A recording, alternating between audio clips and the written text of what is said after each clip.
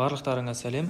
Біз бүгін 2026 жылы бағасы 100%-ға, тіпті 200%-ға дейін өсуі мүмкін болған бір акция туралы сөйлесеміз. Бұл Archer Aviation компаниясының акциясы. Ең қызығы, бұл компанияны мен өзімнің портфеліме де қостым. Archer Aviation компаниясы Америкада 2018 жылы қаланған компания.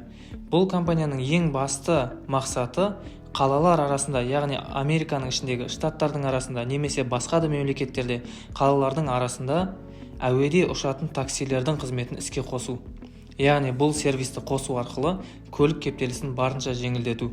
Біз қазір осы компания туралы толығырақ, нақтырақ сөйлесетін боламыз. Не үшін бұл компанияны мен өзімнің портфеліме қостым, мені бұл акция несімен қызықтырды, және бұл акцияның 2026 жылы бағасы бірнеше есе өсетіндігіне мен не үшін сенімдімін.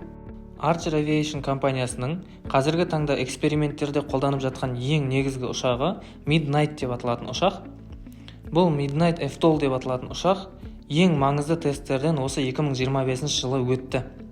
Мысалы, бұл компанияның осы бір ұшағы 2,5 километр биіктікті бағындырды. Яғни 2,5 километр биіктікке тікелей көтеріліп, қайтадан түсе алды. Сонымен қоса, Archer Aviation компаниясы 2024 жылы, 2025 жылдары бірнеше ең маңызды деген халықаралық серіктестіктер жасады. Солардың ішінде ең басты назар аударатындары Сауд Арабиясымен, Біріккен Араб Әмірліктерімен және Оңтүстік Кореямен жасалған келісімдер. Солардың ішінде арнайы түрде Дубайда Midnight FTOL ұшағының жүріп өтетін карталары, яғни қай қаладан қай қалаға дейін, қай мекеннен қай мекенге дейін ұшатын арнайы жерлері бекітіліп жатыр. Сонымен қоса осы Сауд Арабиясы, Корея деген сияқты мемлекеттер өздерінің еліне Midnight ұшағын енгізуге рұқсат етуде. Оңтүстік Кореядағы Korean Air деп аталатын авиакомпания Archer Aviation компаниясынан 100 ұшақты сатып алуға арнайы келісімге қол қойды. Archer Aviation компаниясының ұшақтарына Европаның мемлекеттері де қызығушылық танытуда. Не үшін?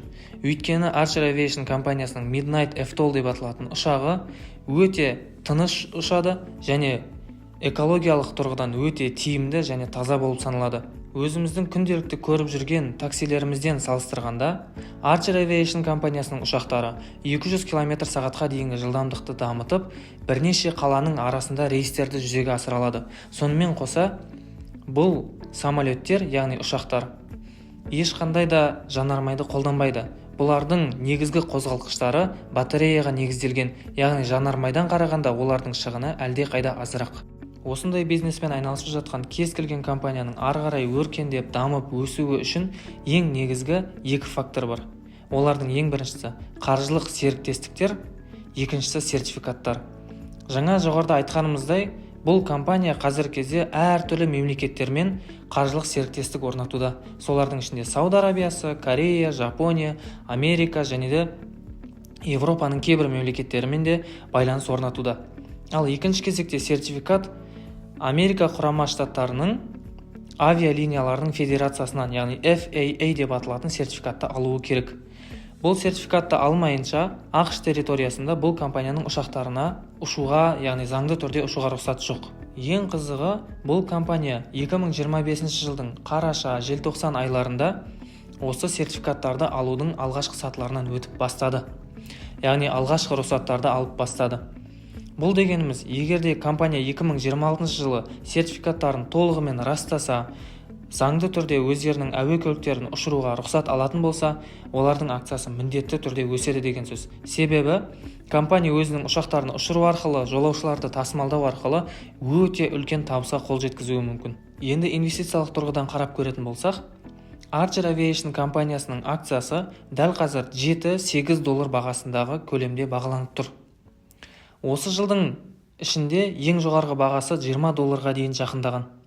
2026 жылы бұл компанияның бағасын мен ең кем дегенде осы $16 жететін етіп, тіпті 20, 30, $40 дейін жетеді деп күтемін. Сол себепті де мен бұл компанияның акциясын өзімнің инвестициялық портфеліме қостым.